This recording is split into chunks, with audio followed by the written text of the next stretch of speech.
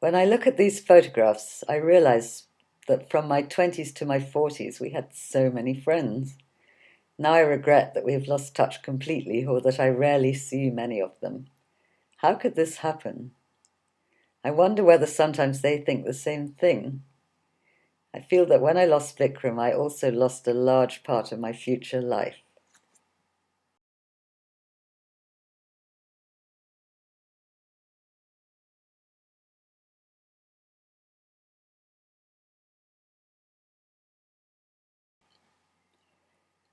Until I started this piece of work, I never realized that there were unintentional shrines in my house.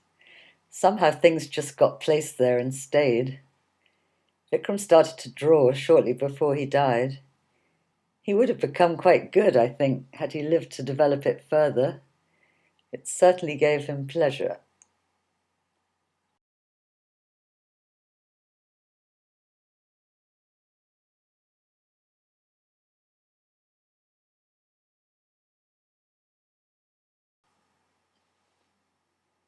It was hard for me to throw Vikram's things away, but I finally had to when moths invaded and took over the house.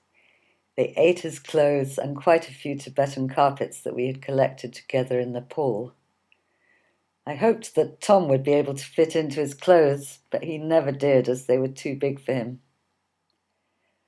Vikram always wore his father's dressing gown, as it gave him a tangible connection to the father he had lost at the age of 6 years old.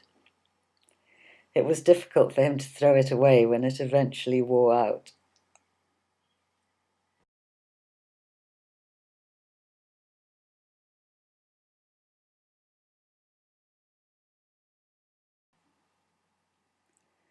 I have spent too many years occupying one half of a large bed. It is the most potent symbol of absence. It's been 21 years now, but I still feel the loss. Grief can creep up on you when you least expect it. Like when you see people hugging and loving each other in a film or on the television.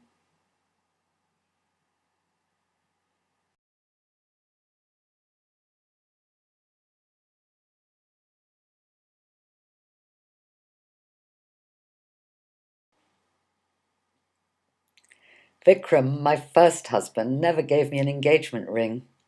It amused him not to do the conventional or expected thing. I'm surprised he wanted to get married. I don't think we had a proper wedding ring either for our wedding in Kathmandu.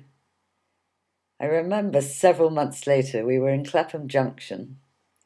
We went into a jewellery shop and he bought me a cheap £27 wedding ring. We were not poor and I wondered why I was worth so little, but I shrugged it off because I didn't want to seem conventional and therefore boring in his eyes. Shortly before he died, I remember a telephone conversation when I was in London and he was in UAE, when he said out of the blue, "I never gave you a ring to celebrate our engagement, did I? I feel bad about that, and when you come out here to join me, we will go to Dubai and I will buy you a proper ring." I remember feeling happy that he finally acknowledged my feminine feelings and that I was worth something more precious. He died a week later in a car accident and I never got my ring.